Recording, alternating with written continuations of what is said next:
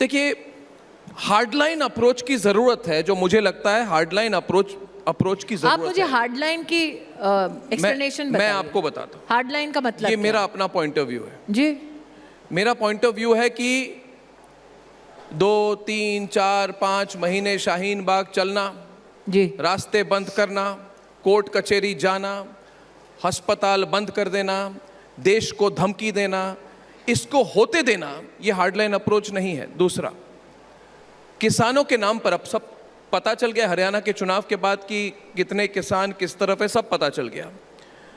किसान आंदोलन के नाम पर क्या हो रहा था, जो माओवादी कार्रवाई हो रही थी इधर, जो हर तरह के लोग प्रो खालिस्तानी प्रो माओवादी रास्ते बंद कर रहे थे, एक तरह से सरकार को बैकफुट पे करने की कोशिश कर रहे थे। तो ये सब तो मुझे लगता है कि ये स्मृति ईरानी जी, ये इलेक्टोरल डेमोक्रेसी नहीं है, ये स्ट्रीट डेमोक्रेसी है। और ये चाहते हैं हर मामला, 1 मिनट में 10 सेकंड में खत्म करूंगा। इलेक्टोरल डेमोक्रेसी का सबसे बड़ा टेस्ट ही ये है। आपके आज विपक्ष में ऐसे नेता हैं जो उन लोगों का समर्थन करते हैं जो मोदी को जान से मारने की धमकी देते हैं, बातें करते हैं। भाई तो लंबी छूट क्यों? लंबी छूट नहीं, मोदी जी और डेमोक्रेसी का सबसे बड़ा टेस्ट ये है that evidence based, process based, निष्पक्ष तरीके से एक निर्णय पर पहुंचना पड़ेगा। सड़कों की राजनीति कब तक चलेगी? और लोगों को एक डाउट होती है कभी कभी, 1 मिनट, इतना बड़ा देश, जब तक इतना देश बड़ा बुलंद देश रहेगा तब तक ताकतें इतना बड़ा देश, 140 करोड़ लोग, इतना बड़ा देश, 140 करोड़ लोग, और अगर कल कोई किसानों के नाम पे या किसी खालिस्तान के नाम पे या फिर कोई शाहीन बाग के नाम पे सड़क की राजनीति करके, और मीडिया का भी मैं तो खुलकर कहना चाहूंगा, एक वर्ग है मीडिया का जो प्रोत्साहन देती है इन चीजों को। हाँ, और मीडिया को उल्लेख कनाडा में कैसे हो रहा है? मैं तो खुल करके, तो मुझे डर है कि ऐसी सिचुएशंस के साथ देश को डिस्टेबलाइज करने की कोशिश हो सकती है।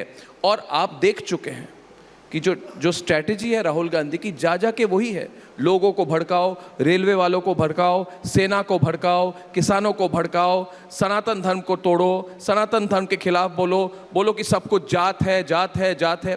तो ये तो भड़कीली राजनीति है, मगर आपका रिस्पॉन्स ये लंबी छूट वाली भी तो नहीं हो सकती। देखिए, भटकाने की राजनीति कर रहे हैं, इसीलिए आज तक सत्ता से भटक रहे हैं, सत्ता उनको मिल नहीं रही है।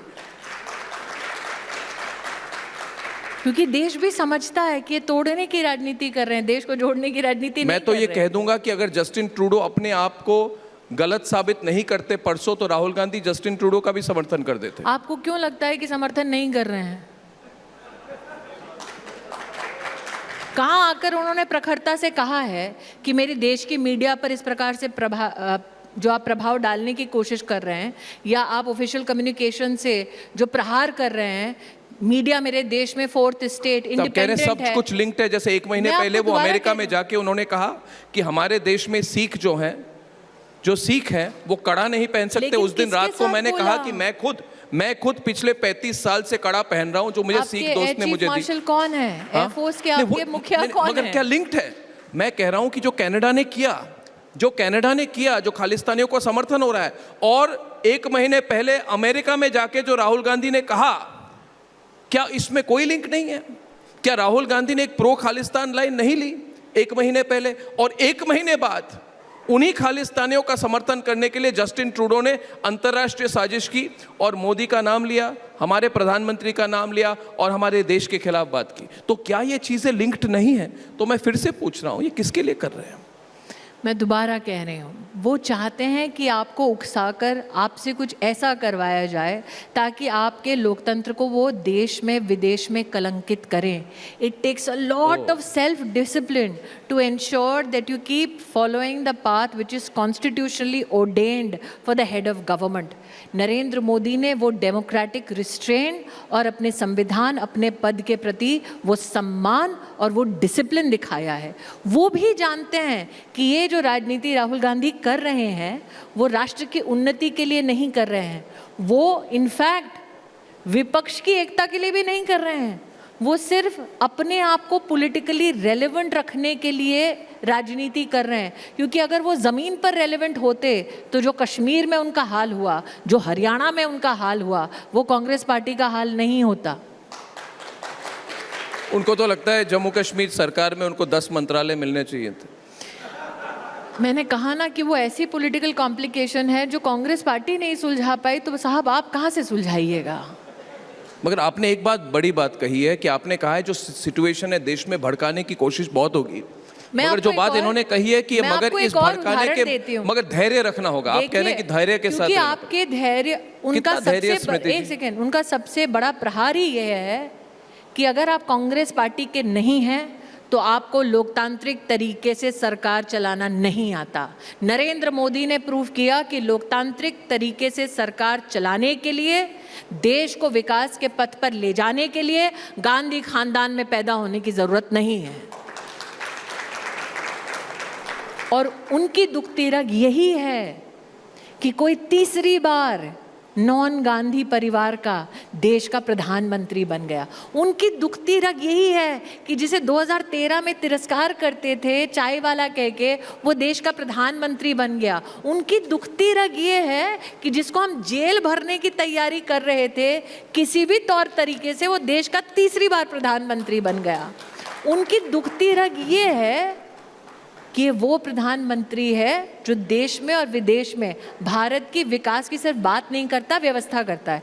पब्लिक सेक्टर अंडरटेकिंग की बात करते हैं, बिल्कुल अलग। पब्लिक सेक्टर अंडरटेकिंग मतलब वो कंपनियां जो भारत सरकार की हैं और जो देश की पूंजी हैं।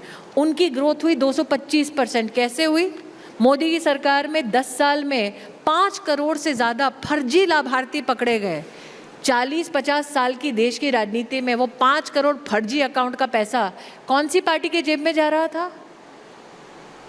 तो राहुल गांधी पॉलिटिकली एक्सपीडिएंट पॉलिटिक्स कर रहा है।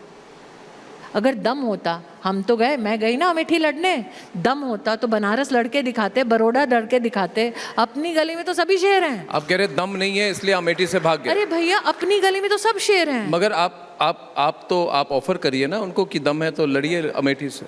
मैंने तो पहले भी कहा था नहीं लड़े ना। एक बार और कह दीजिए। अब तो उनको तश्तरी में ला कर दिया जाएगा ना। लेकिन अब भी कह देती हूँ कि अब भी अगर 29 में लड़ने की अमेठी कोशिश की तो जीतेंगे नहीं, वो उनको भी पता है।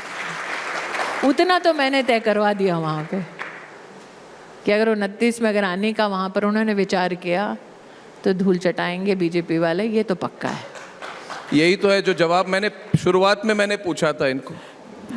मगर स्मृति जी, हम तो चाहते हैं कि स्मृति ईरानी बनाम राहुल गांधी एक बार और हो जाए कि नहीं हो जाए? पब्लिक डिमांड है। मैं तो कहती हूँ कि आप कॉन्स्टिट्यूएंसी तो छोड़िए, बेखौफ आकर किसी राष्ट्रीय मंच पर स्मृति ईरानी छोड़िए, भाजपा के किसी साधारण कार्यकर्ता से राष्ट्रीय मुद्दों पर चर्चा कर लीजिए। ये भी उनको छूट देती हूँ कि मंच के आसपास अर्नब गोस्वामी नहीं रहेगा, सिर्फ जनता रहेगी। जिसमें इतना दम नहीं है उससे आप लड़ने की बात करते हैं साहब। वैसे मेरी एक बार भेंट हो चुकी है। हाँ, उस भेंट का परिणाम क्या था देश ने देख लिया है। स्मृति ईरानी जी, क्या भारत खतरे में है? क्या जब तक मोदी है तब तक भारत खतरे में नहीं है।